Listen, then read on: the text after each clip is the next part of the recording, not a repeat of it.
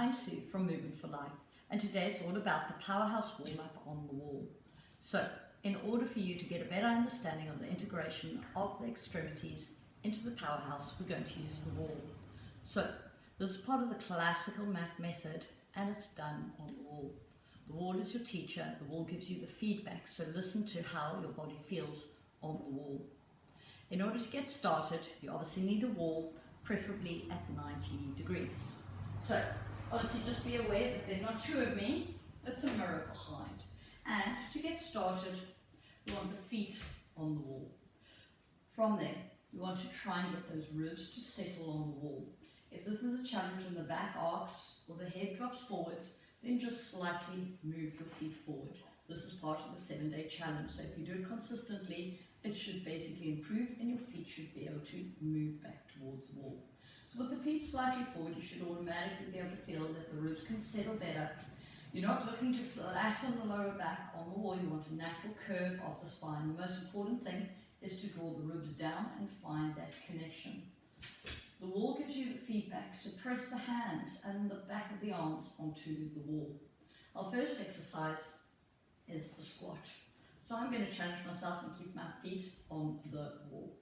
We slide down the wall and we grow tall again.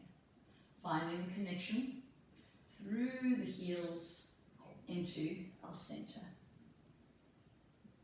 Breathe in to lower and you breathe out to stand.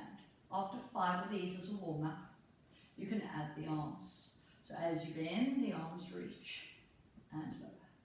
Breathing in and breathing out.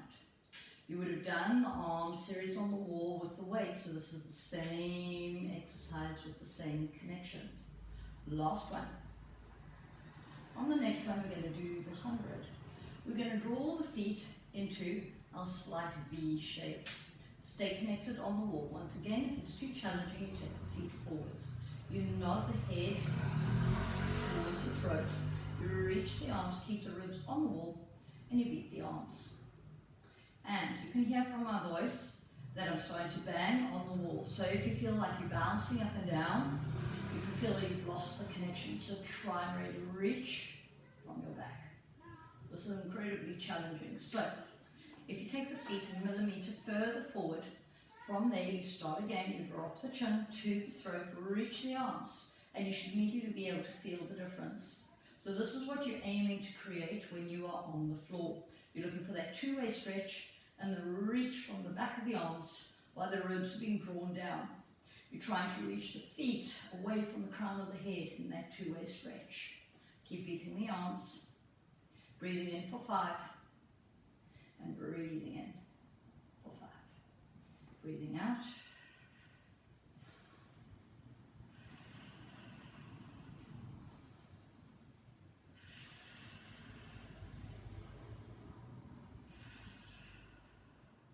Last 20. Breathing out. Last 10. And last 5. Still the arms. And restack against the wall. The next one is our single leg circle. So you need to stand on your feet. Once again, taking it to all the way back is far too challenging for me. My hips really don't like it at all. It just burns. So I'm going to take my feet slightly forward. I'm still connected. I reach one leg forward. So this gives a whole new meaning to stand on the floor. We make 5 little circles in one direction. Keep those ribs connected to the wall. Reverse. Keep finding that two-way stretch. And then change legs. Make sure that you're settled and that you're connected. I'm in my Pilates stance to help me find that wraparound feeling and the connection and the opposition. The leg reaches forwards. 5, 4, 3, 2, 1. And 5, 4, 3, 2, 1. And lower the leg. So from there, we're into rolling like a ball. So you're going to slide down the wall and literally you're looking for 2 hand spaces behind you to do the roll back into rolling like a ball. The hands are going to grab your ankles and you lift your feet off the ground. Once again, you're in your Pilates stance, so glue your heels together, wrap around feeling and wide elbows. From there, you send the powerhouse and your waist backwards. So what I don't want to see is that you're leading with your back and you're falling backwards. So we want to find the longest, roundest back. So once again, send the lower abdominals, the powerhouse, and rock forwards. So it's the lower abdominals. This gives us our longest, tallest, round shape that we can create. And it should be coming from the lower abdominals. You do about 5 of these. And you'll definitely feel it in the lower abdominals. From there, we're into our single leg pull. So we want to create tail to head on the wall and tail to feet on the wall.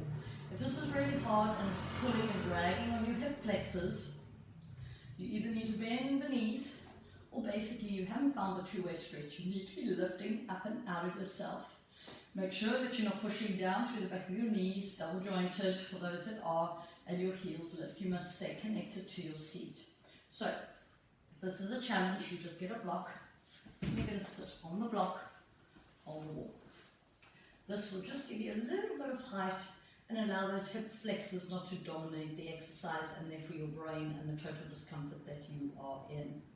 From there, if you are on stone or on wooden floors, then it's best to wear socks so you can slide. If you're on a carpet, you probably want to be barefoot in order for your sliding to happen. So our exercise is the single knee pull. You want to find the connection to your back. Please make sure that you're not in your neck and pushing down. You want to be lifted. Find the connection, draw the ribs into the wall.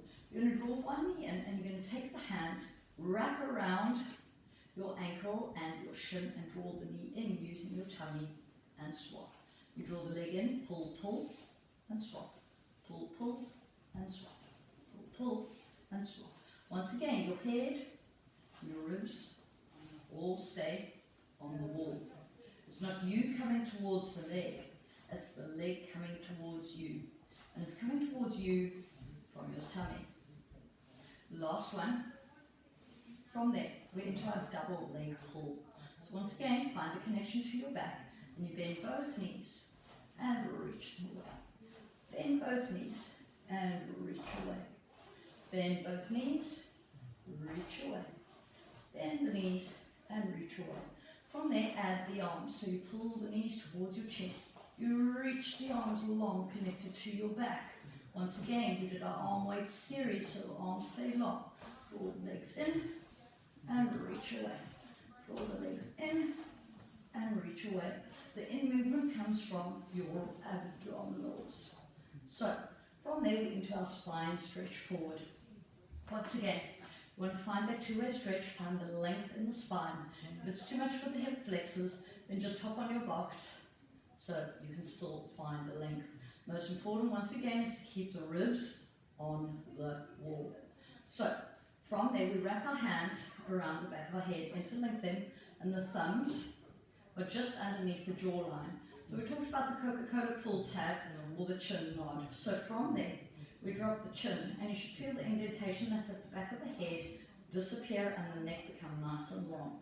From there, we send the ribs backwards as you round up and over. You keep sending the ribs back into the wall as you roll down and over yourself. Restack the spine, base to ceiling. From there, chin nod. Drop the chin. Scoop up and over. Keep scooping. Send the ribs back. The wall gives you all the feedback. Are you missing out on any back gaps? Make sure that you're connected to your underbits. So the head is heavy in the hands. The hands are heavy into the head as you roll down. Looking for about 5 repetitions of these. From there, keep that length and we're into our twist or our saw. So from there we rotate at the waist and then we drop the chin and we curl up and over ourselves, finding the longest back that we can create. Slowly restack at that angle and we come back to the center. Rotate, drop the chin, roll down the spine. You're aiming to get the nose towards your knee. Come back to center. Rotate, drop the chin. Keep scooping up and over. You want the longest, tallest, roundest back that you can create, but not by compressing, but by lengthening up and over.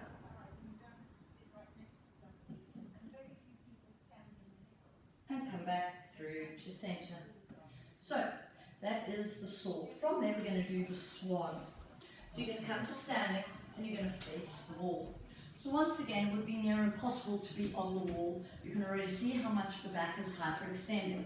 And the swan is not about the lower back extending, it's about finding a connection in your back and lifting from the sternum. So you want the feet about a foot width apart. From there, the hands are in line with the shoulders. From there, you want to think of your quads zipping up and your pubic bone going towards your nose. This will lengthen down the front of you and allow your upper back to connect.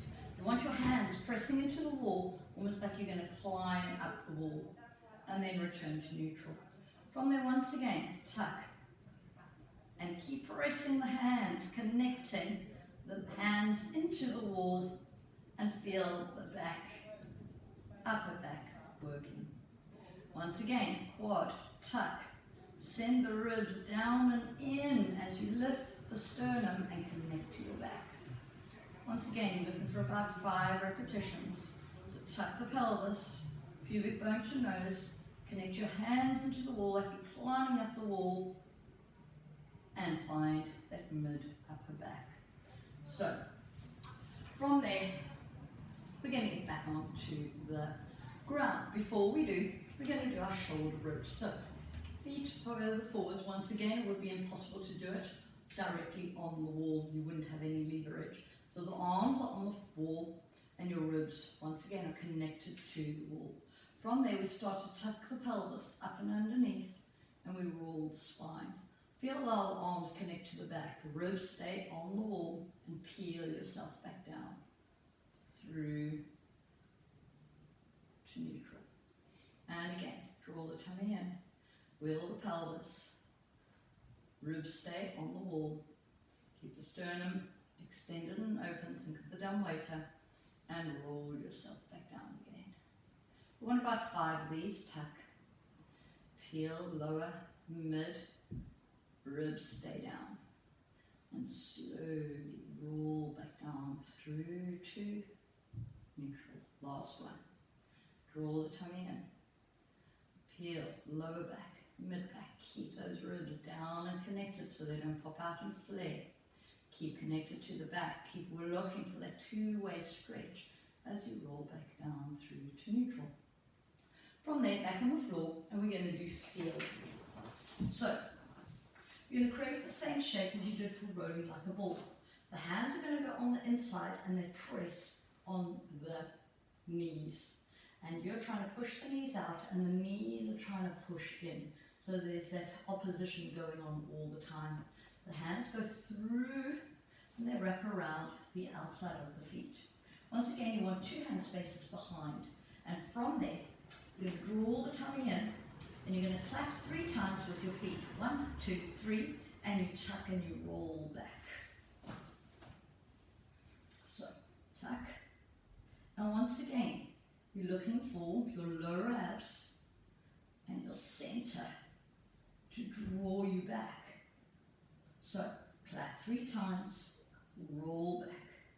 So once again, you're not moving from your upper back to clunk on the wall.